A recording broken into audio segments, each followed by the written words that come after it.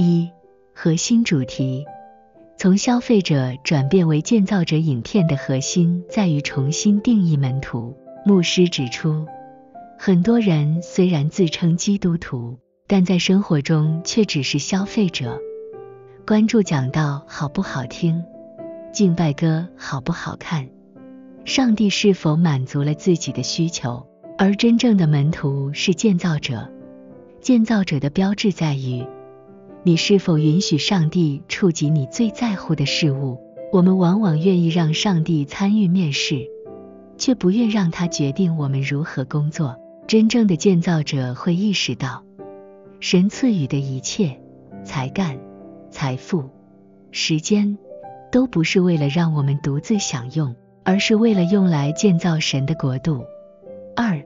那個什麼都沒做的僕人。牧師講了一個關於聖經比喻的故事。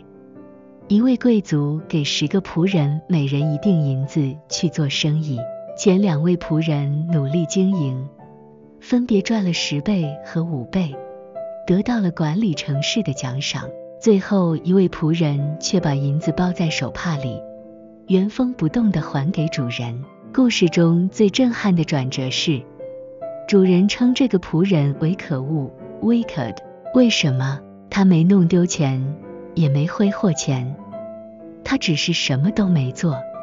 牧師以此比喻我們的人生。很多人因為害怕犯錯，選擇將才幹隱藏，但對上帝而言，無作為本身就是一種欺騙。如果你自稱是僕人，卻不為主人做事，那你就是活在謊言中。主人最後把這錠銀子奪走，給了那個已經擁有10錠的人。這揭示了一個殘酷而真實的規律：資源會流向那些願意行動、願意建造的人，而不是那些只會守成或裝可憐的人。3. 我們所學到的是什麼？反思：上帝看重信實而非意圖。我們常禱告神啊，如果你給我更多錢，我就奉獻，但這沒用。上帝是觀察者，他看你如何使用現有的資源，以此決定是否托付更多。你對上帝的認知決定了你的行動。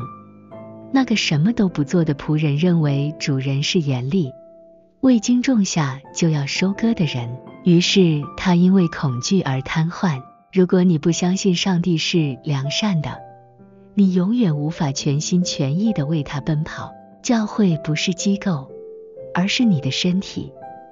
建造教會，神的國度，並不是在幫別人做事，而是在建造你自己的生命。4.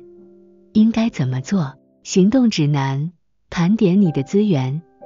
才幹 talents 不一定是上電視的才藝，它可以是你的微笑、你的傾聽、你的編程技能或家中的空間。問自己，我如何用這些來服侍他人？